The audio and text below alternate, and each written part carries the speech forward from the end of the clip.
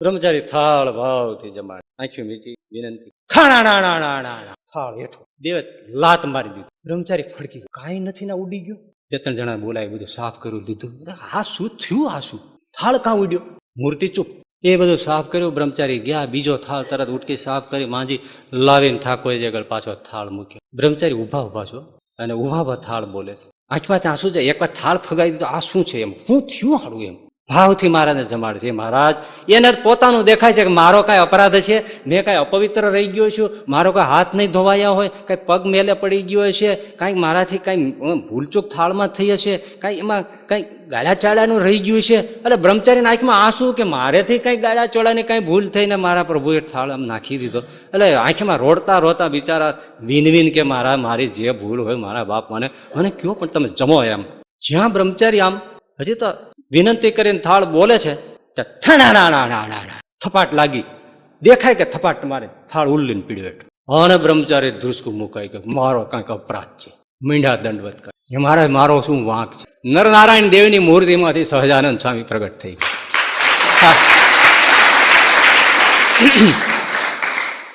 કચ્છનું માધાપર ગામ છે, ત્યાં એક ભાઈ જુવાન, એની બેન રે જુવાનીઓ, ત્યાં આવ્યો. આફ્રિકા કમાવા ગયો છે, 10,000 રૂપિયા લઈને આવ્યો. થયું કે બેન ને ઘરે થઈ પછી વતન ચાલ્યો જાવ. રોકાણો બેન ને ત્યાં. બેન પોતાની કેવા ભાવ હોય, ગરીબમાં રહેતા હોય. ભાઈ કમાવા ગયો. ભાઈ બહુ નિર્મળ, કહી દીધું બેન ને 10,000 રૂપિયા છે, પોટલું મૂકી દો પટારામાં, 1-2 દિવસ રોકાય પછી વિયો જાય. મારે કોડ છે કે મારે તને થોડું કઈ ઘરેણું ઘડાઈ દેવું, આમ તેમ તે બધું. ભાઈ ને ખૂબ જમાડ્યો, ચૂરમા લાપસી આ બધું. રાત પડી ગઈ છે. ઓ ભાઈ, પણ સગી બેન છે, પૈસો ઘરમાં આવ્યો. આ કોઈ દંત કથા નથી. બેનને થાય છે, એના ધણીને જગાડ્યો. એને કહ્યું સાંભળો, કોઈને કહેતા નહીં, મારો ભાઈ આવ્યો છે ને, હા બહુ સારું કહ્યું, 10,000 રૂપિયા છે. હા તેમાં શું વાંધો, મહેનત કરવા આફ્રિકા ગયો તો ભગવાન મેર કરે તો થાય. તમે સમજ્યા નહીં. એ જેમ મારા બાપની મિલકતમાં ભાગીદારી એમ હું ખરીક નહીં. આ તે શું છે, તારા બાપા તને એને જેટલું મળવું જોઈએ એટલું તને ઘણું આપ્યું જ છે ને. અહીંયા લાવી છો ને કરિયાવરમાં ક્યાં ઓછું આપ્યું? તો જા છો ત્યારે આપે જ છે ને બધું. એમ નહીં, તમને ખબર ન હોય, બધી મેં વાતો ન કરી હોય, મારું કેટલું ભાગનું નીકળતું મને દેતા ન હોય. મારો ભાઈ આમ, ઓલો ભાઈ આમ, મોટો ભાઈ. અરે પણ તે અત્યાર સુધી કોઈ દિન જ કીધું આવું. બોલો બીજો ભલો માણસ,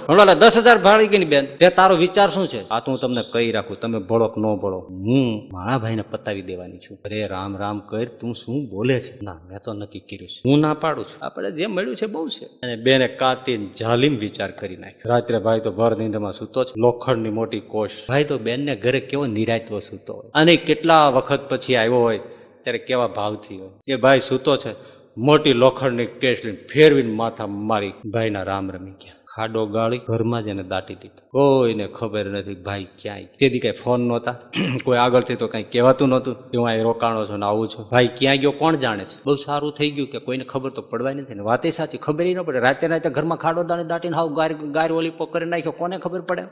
માથે પાછો ખાટલો મૂકી દીધો, વાત પૂરી થઈ. પણ જેમ દિવસો જવા માંડ્યા પછી ઓલો ભાઈને કોષ મારી હતી, શરીરે તડફડતું હતું, રુધિર ઉછળતું હતું, સપના ભેકાર આવે, ભાઈનો ચહેરો દેખાય, મા બાપ ગુજરી ગયા હોય પણ એનો આખો ભાવ દેખાય. ભેકાર જીવન મીંડું થાવ. હત્યા કઈ છોડે? પાપ છોડે? હવે રાત્રે ચેન નથી, દિવસે ચેન નથી. પાપ અંદરથી એને બાળે છે. ઓહો, મેં વાગા મારા ભાઈને.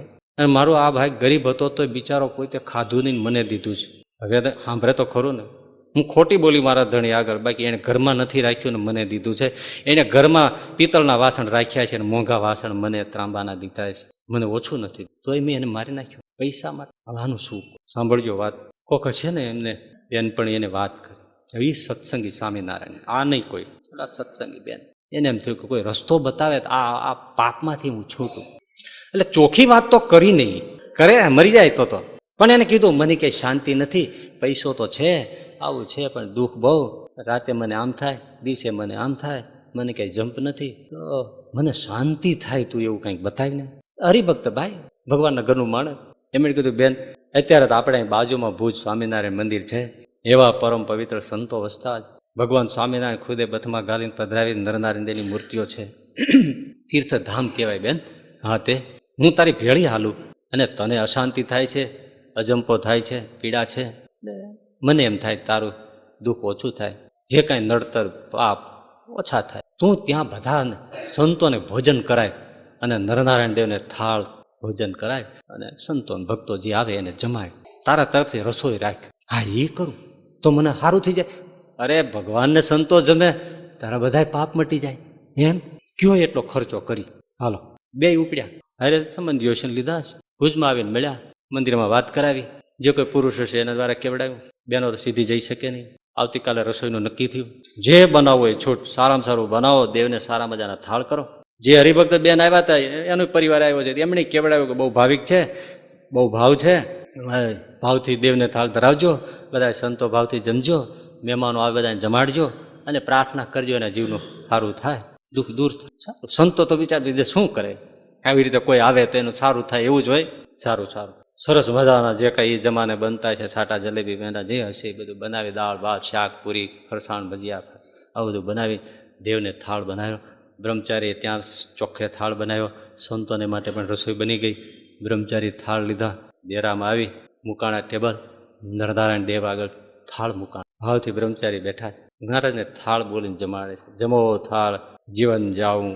ભાવથી બ્રહ્મચારી એ જમાને બ્રહ્મચારીઓ થાળ ધરાવતા. ભાઈ મૂર્તિઓ હાંકોટા કરતી હોય, હા મામી, હા ગરમ કઢી હોય કે કાંઈ એવું હોય તોય ઠાકોરજી એ જરા ઠારીને ધરાવે એમ પ્રચંડ ભાવે જમવા. પ્રભુ બહુ ભૂખ્યો છે, ભાવનો ભૂખ્યો છે, ભોજનનો નથી, ભાવનો બહુ ભૂખ્યો.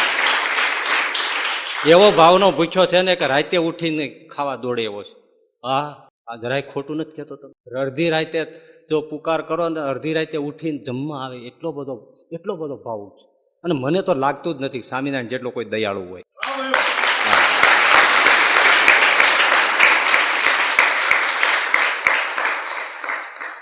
બ્રહ્મચારી થાળ ભાવથી જમાડે, આંખ્યું મીચી વિનંતી, ખાણા ના ના ના થાળ હેઠો. દેવે લાત મારી દીધી. બ્રહ્મચારી ફડકી ગયો, કાંઈ નથી ના ઉડી ગયો.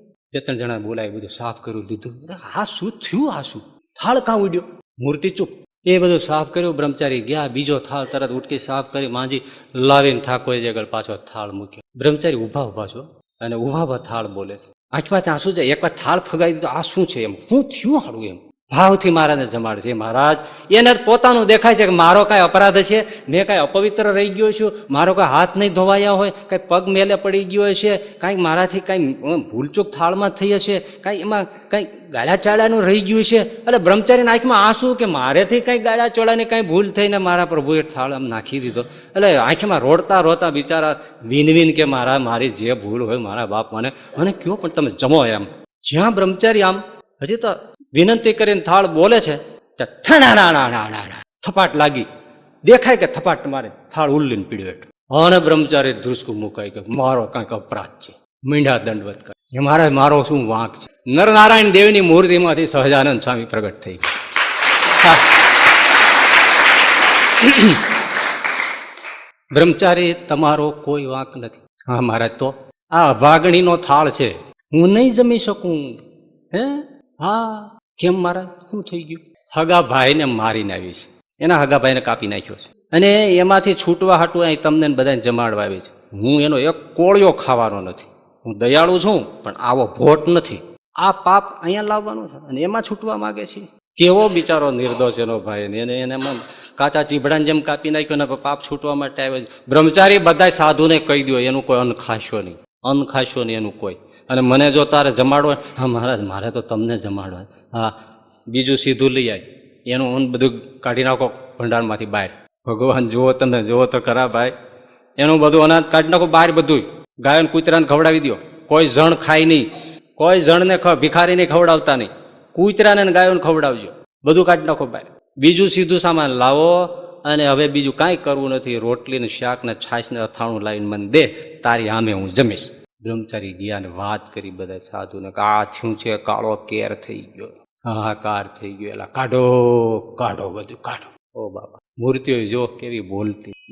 એ બધું ગાડા ભરી નાખ્યું બધું ગાયોને કૂતરાને. બીજું સીધું લાવ્યા, એમાંથી રોટલી શાક કરીને ઠાકોરજીને થાળ કર્યા, સંતોને જમાડ્યા. અને ઓલા રોતા હતા. જે થયું એનું જે થવાનું એ થયું. પણ ઇન્સાન કો શૈતાન બના દેતી હે દોલત. પૈસો કરાવે છે.